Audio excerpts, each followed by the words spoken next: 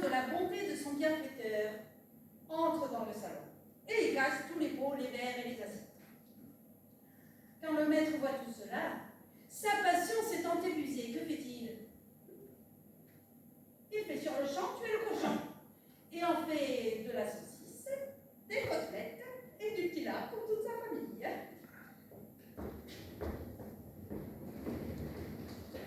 Quelle est la morale de cette fable? Ce père de famille, c'est Dieu. Ce cochon, c'est la maîtresse Donna Renata. Ce jardinier, cette cuisinière, ce sont ceux et celles qu'elle a offensés. Elle tue le mari d'une pauvre femme. Elle enlève la fille d'un autre. Elle débauche celle-ci à son mari. Tous vont se plaindre à Dieu. La première fois, Dieu nous pardonne. La seconde fois, Dieu veut bien rester sourd à leur prière. Mais à la fin, Dieu, prenant le couteau de sa foudre, fondra sur ce cochon bien-aimé, c'est-à-dire ma maîtresse Donna Renata, la tuera et en fera des côtelettes pour tous les diables. Mais c'est assez de cette matière. Reprenons un peu notre discours. Si donc, cher Gusman, que Donny Elvire s'est mise en campagne après nous. Et son cœur, que ma maîtresse a su toucher trop fortement, n'a pu dire, dis-tu, sans la venir chercher ici. Veux-tu qu'entre nous, je te dise le fond de ma pensée? J'ai peur qu'elle ne soit mal payée de son amour, et que ce voyage en ce lieu ne produise peu de fruits, et que vous eussiez autant gagné à ne bouger de là. Et la raison encore, dis-moi, je te prie, Dory, qui peut inspirer mon cœur d'assez mauvais augure. Ta maîtresse t'a-t-elle ouvert son cœur là-dessus? Et t'a-t-elle dit qu'elle lui promet quelque froideur qu'il est obligé à partir? Non pas, mais à vue de pays. Je connais à peu près le train des choses, et sans qu'elle m'ait encore rien dit, je gagerais que l'affaire va là. Je peux peut-être me tromper, mais sur de tels sujets, l'expérience m'a pu donner quelques lumières. Quoi? Ce départ si peu prévu serait une infidélité de Donna Renata? Elle pourrait faire cette injure au chaste feu de Don Elvire? Non, c'est qu'elle est jeune encore, et qu'elle n'a pas le courage. Quelques jours qu'il me voudrait bien mieux d'être au diable que d'être à elle, et qu'elle me fait voir tant d'horreur que je préférerais déjà être Dieu de ses où. Mais une maîtresse méchante femme est une terrible chose, et il faut que je lui sois fidèle. On est depuis que j'en ai la crainte en moi. Oh, la voici qui vient se promener en ce palais, séparons-nous.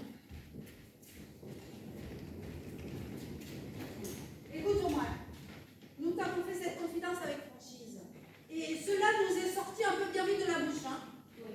Mais s'il fallait qu'il en vînt quelque chose à ses oreilles, je dirais autrement que tu voudrais mentir. Moi de même. Quel homme vous parlez là? Il a l'air, ce me semble, du bon Gusman de Don Elvire. C'est quelque chose aussi à peu près de cela. Quoi? C'est lui. Lui-même, Et depuis quand est-il dans cette ville? d'hier au soir. Et quel sujet l'amène? Je crois que vous jugez assez ce qui le peut inquiéter. Notre départ, sans doute. Oh, le bonhomme en est tout mortifié. Il m'en demandait le sujet. Et quelle réponse as-tu faite? Que ne vous a rien Vous dit. n'avez rien dit.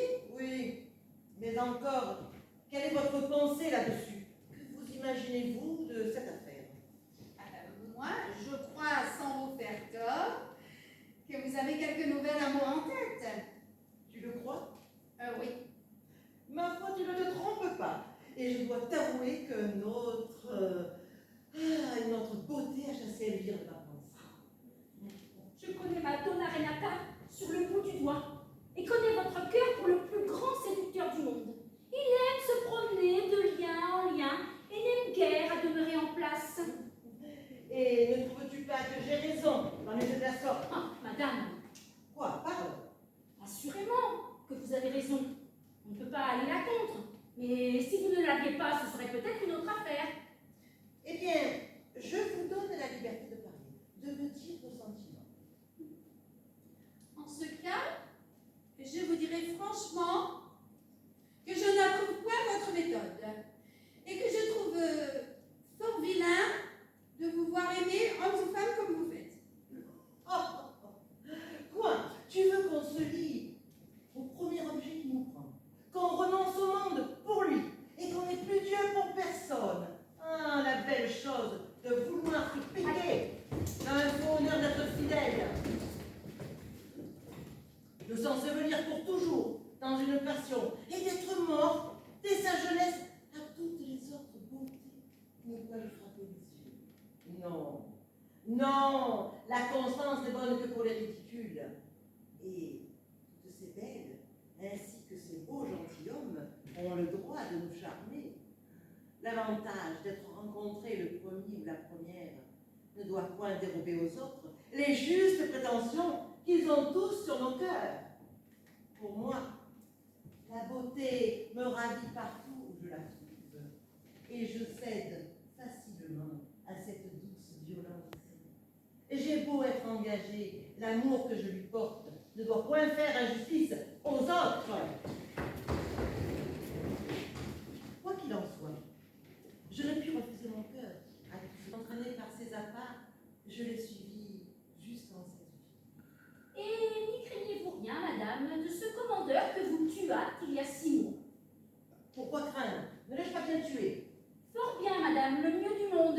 Il aurait tort de se plaindre. Hein. J'ai eu ma grâce de cette affaire. Oui, mais cette grâce n'était pas peut-être le ressentiment des parents et des amis. Allons, ne songeons pas au mal qui peut arriver, songeons simplement au plaisir qui peut nous être donné. La jeune personne dont je te parle, à toi aussi, est une jeune fiancée, la plus agréable du monde. Elle a été conduite ici même par celui qu'elle y vient d'épouser. Le hasard me fit voir ce couple d'amants 3-4 jours avant leur départ. Jamais je ne vis 2 personnes être aussi contentes l'une de l'autre et faire éclater plus d'amour. Oh, j'en fus frappée par l'émotion et j'en fus frappée dans mon cœur. Mais c'est ainsi que mon amour commença par la jalousie. Oui, d'abord, je ne pus souffrir de les voir si bien ensemble. Le dépit alarma mes désirs. Je me figurais un plaisir immense à rompre cet attachement et à troubler cette intelligence. Mais jusqu'ici, tous mes efforts ont été inutiles. Et j'ai recours au dernier remède. Le prétendu doit aujourd'hui régaler sa belle d'une promenade sur mer, sans en avoir rien dit, ni à toi non plus. Toutes choses ont été préparées pour satisfaire mon amour. J'ai une barque et des gens avec quoi fort facilement je prétends enlever la belle. Oh, madame! Eh bien, préparez-vous à m'accompagner. Surtout, n'oubliez pas toutes mes affaires. Il n'y a rien de fait dans ce monde que de se contenter. Oui, allez, suivez-moi. Fâcheuse rencontre, vous ne m'aviez pas dit qu'elle était ici elle-même. Vous n'avez pas demandé. Est-elle folle de n'avoir pas changé d'habit et de venir en ces lieux-ci dans son équipage de campagne? Me ferez-vous la grâce, Donna Renata, de bien vouloir me reconnaître? Et puis-je au moins espérer que vous daigniez tourner le visage de ce côté? Madame, je suis surprise, je dois vous avouer que je ne vous attendais pas. Je vois bien que vous ne vous y attendez pas et vous êtes surprise à la vérité, mais tout autrement que je l'espérais. Et la manière dont vous me paraissez me persuade pleinement ce que je refusais de croire. J'admire la simplicité et la faiblesse de mon cœur, à douter d'une trahison que ton apparence me confirmait. J'étais assez bonne, je le confesse, ou plutôt assez sotte, à me vouloir tromper moi-même et travailler à démentir mes yeux et mon jugement. J'ai cherché des raisons pour excuser à ma tendresse le relâchement d'amitié qu'elle voyait en vous. Je me suis forgée exprès, sans sujet légitime, d'un départ précipité pour vous excuser du crime dont ma raison vous accusait. Chaque jour, les justes soupçons avaient beau me parler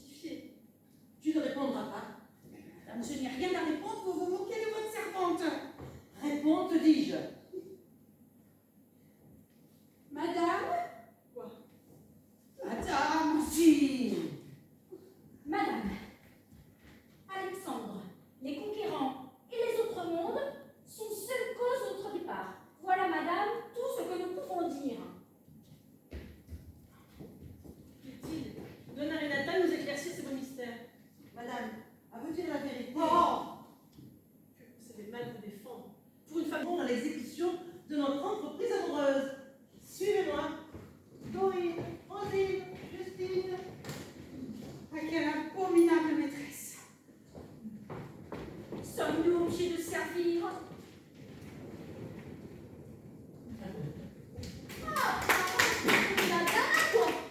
Oh Dieu, il ne s'en est pas fallu l'épaisseur d'une épingle qu'elle n'est censée gamailler toute tour. C'est donc le coup de vent d'un matin qui les avait renversés dans la mare. Oh, regarde, tiens, Charlotte, je m'en vais à te compter tout fin de comme cela est venu, car comme dit l'autre, je les ai le premier à aviser. À aviser, le premier, je les ai. Enfin donc, gestion sur le bord de la mare, moi et le gros Lucas, et je nous amusons à batifoler avec des mots de tard, que je ne fais pas la tête. Car comme tu le sais bien, le gros Lucas m'a batifolé, et moi, parfois, je batifole tout.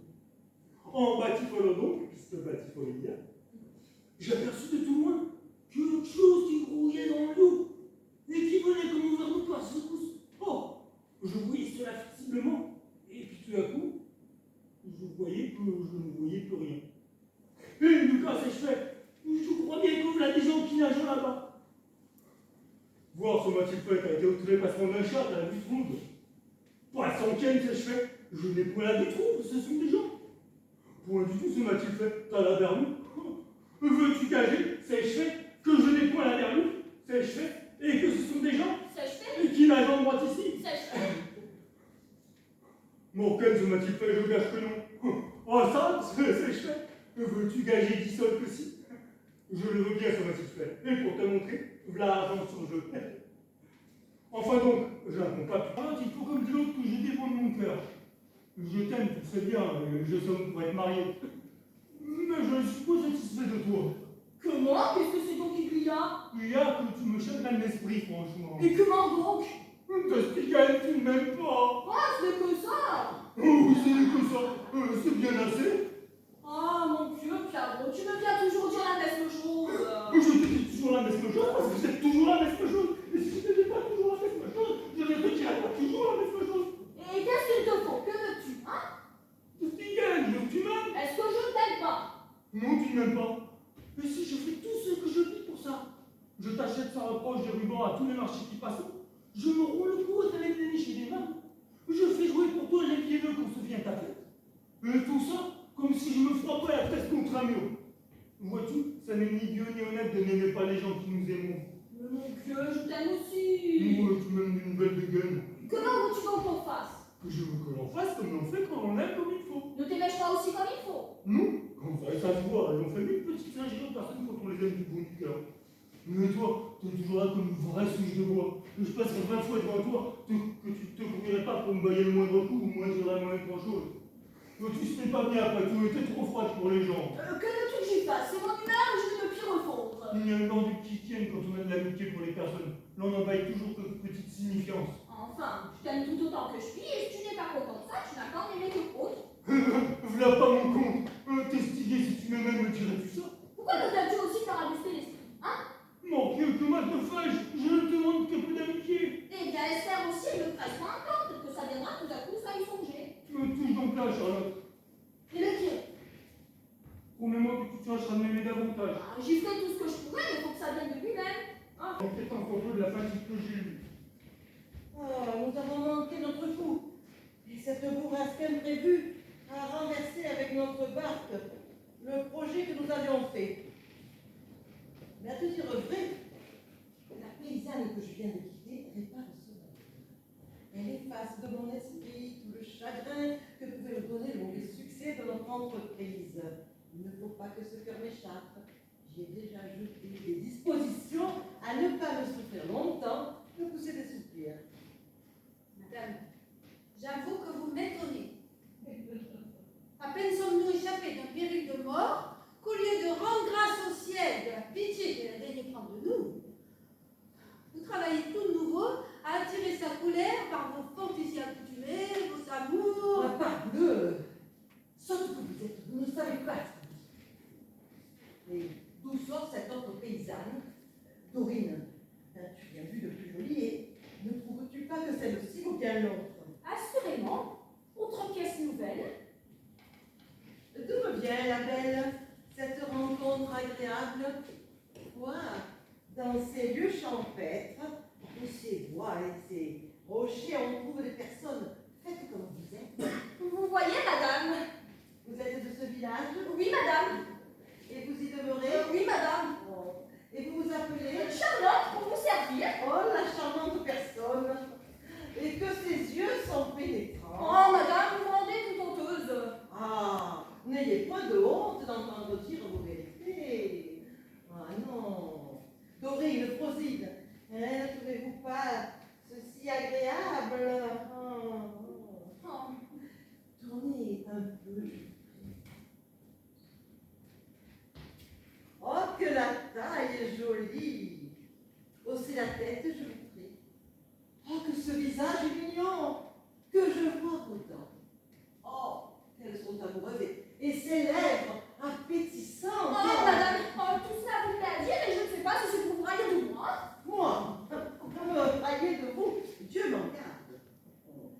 vous aime trop pour cela, belle Charlotte. Et c'est du fond du cœur que je vous parle.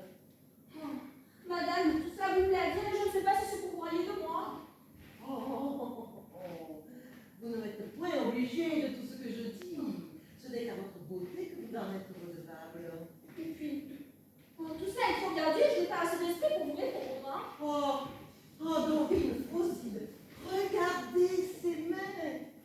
Regardez ses mains. Oh, madame, elles sont moi comme je ne sais quoi. Oh, qu'est-ce que vous dites? Mais ce sont les plus belles du monde. Souffrez que je les pèse. Oh, je vous prie. Oh, madame, mais c'est trop d'honneur que vous me faites. Si j'avais su ça tantôt, je n'aurais pas mangé ni lavé avec du son.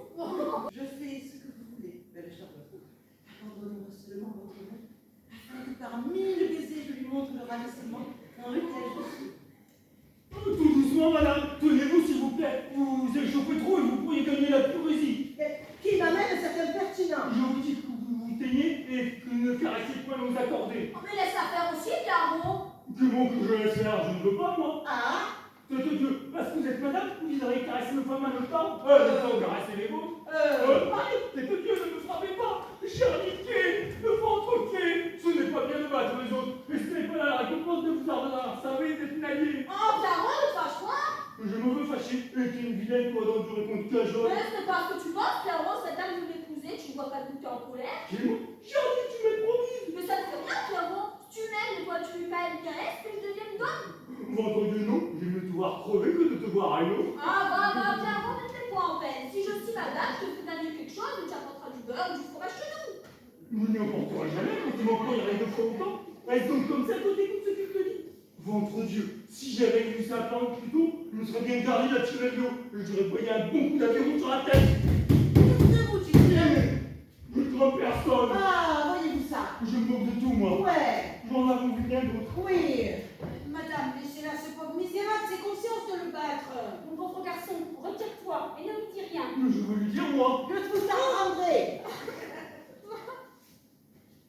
Oh, qu'est-ce que c'est marrant, Te voilà châtié de ta charité. Jarny, on va dire à sa tante tout ça ne nage si.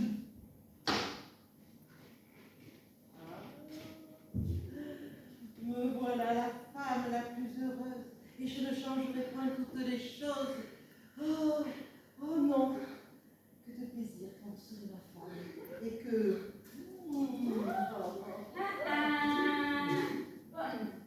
Madame, qu'est-ce que vous faites là avec Charlotte? Est-ce que vous lui parlez d'amour aussi? Au contraire, c'est elle qui me témoignait son envie d'être ma femme, et je lui disais que j'étais engagée à vous. Qu'est-ce que c'est donc que vous faites, Mathilde? Elle est jalouse de me voir parler, elle voudrait que je l'épousasse, mais je dis que c'est vous que je veux. Quoi, Charlotte? Il n'y a rien que vous puissiez lui dire. Vous ne lui enlèverez pas sa fantaisie. Comment donc, Mathilde? C'est en vain. Vous ne lui ôterez pas. Mais ce que... Oh non! Je vous aime. Je voudrais... Oh non! Oh non! Je vous adore. Mais Ne lui dites rien, c'est une folle. je pense... Laissez-la là, non, il faut que je lui parle. Non, je vais entendre un peu ces maisons. Quoi? je gage qu'elle vous soutiendra, que je lui ai promis de devenir ma femme. Je... Gageront qu'elle vous dira. Je lui ai demandé de l'épouser. Oh la Charlotte, ce n'est pas bien courant sur le marché des autres. Ça n'est pas honnête, Mathilde, la jalouse que madame me parle. C'est moi que madame a vu la première. Quoi? Celle que vous avez vu la première, moi je l'ai vu la seconde, et a promis de m'épouser. Que vous avez dit. Je vous baise les mains. C'est moi et non pas vous qu'elle a promis d'épouser. N'ai-je pas deviné? Ah donc, je vous prie, c'est moi, vous dis, je reviens sur le marché des autres. Vous vous moquez des gens. C'est moi encore un coup. La blague, c'est pour le dire si je n'ai pas raison. La blague est pour me démentir si je ne dis pas vrai. Est-ce madame que vous lui avez promis de m'épouser? Vous vous raillez de moi. Est-il vrai, madame, que vous avez promis de l'épouser? Pouvez-vous avoir cette pensée? Vous voyez qu'elle le soutient. Laissez-la faire. Vous voyez comme elle l'assure. Laissez-la dire. Non, je veux savoir la vérité. Ouais, mais qu'est-ce que tu sais ça? Oui, Mathilde, je veux que madame vous montre votre plaque, genre. Échange, je madame, pour entendre. Non, madame, videz la querelle, je vous prie. Ouais, mettez-nous d'accord, madame. Ah, vous allez voir. Vous allez voir pour vous-même. Dites, Parlez. Que voulez-vous que je vous dise? Vous soutenez également toutes deux que je vous ai promis de vous épouser. Celle à qui je l'ai j'ai promis, ne doit-elle pas avoir en elle de quoi se moquer des discours de l'autre? Et doit-elle se mettre en paix pourvu que j'accomplisse ma promesse? Oh, il faut faire et non pas dire. Oh, aussi en sens-là que je vais vous mettre d'accord. Et l'on verra laquelle des deux aura mon cœur, parce que je me marierai. J'ai pitié de votre innocence, mais je ne puis souffrir de vous voir courir à votre malheur. Croyez-moi, l'une et l'autre, demeurez dans votre village et ne croyez point tous les contres qu'on fait. Ma maîtresse est une fourbe. Elle n'a dessein que de vous abuser. Elle en a bien abusé d'autres, hein? Cela est faux. Et quiconque vous dira cela, vous lui devez dire qu'il en aurait menti. Ma maîtresse n'est point fourbe. Elle n'est point l'épouseuse du genre humain. Et elle n'a pas dessein de vous abuser. Madame, comme le monde est plein de médisance, j'allais au-devant des choses et je leur disais que si quelqu'un leur venait dire du mal de vous, elles se gardassent bien de le croire et ne manquassent point de lui dire qu'il en aurait menti. Moi de même. Allons, Rosine, Dorine. Madame est femme d'honneur, je le garantis d'elle. Moi de même.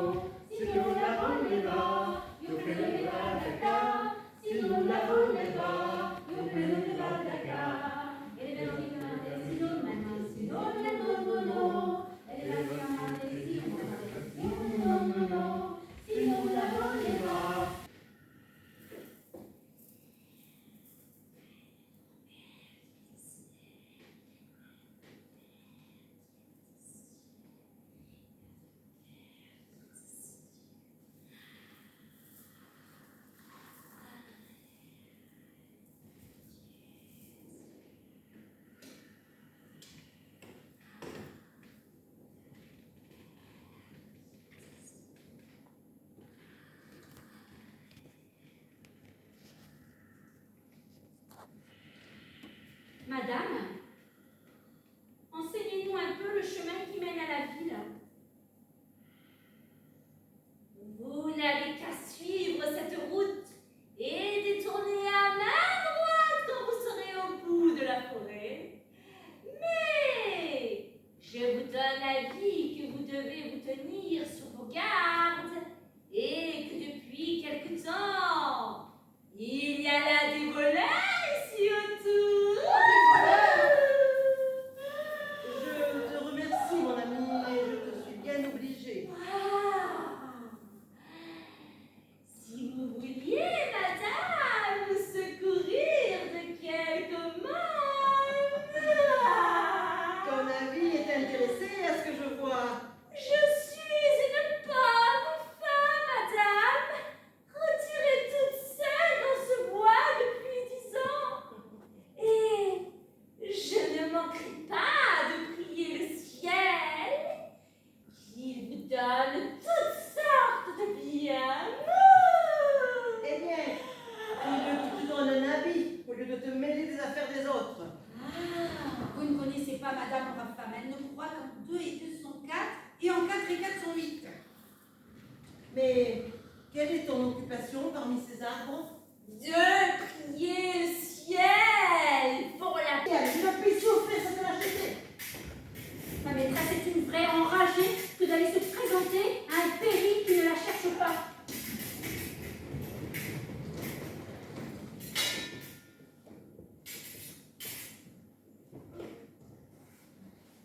Mais le secours a servi. Et les deux ont fait fuir les trois. Il ne dirait-on pas donner Elvire? La ressemblance est forte.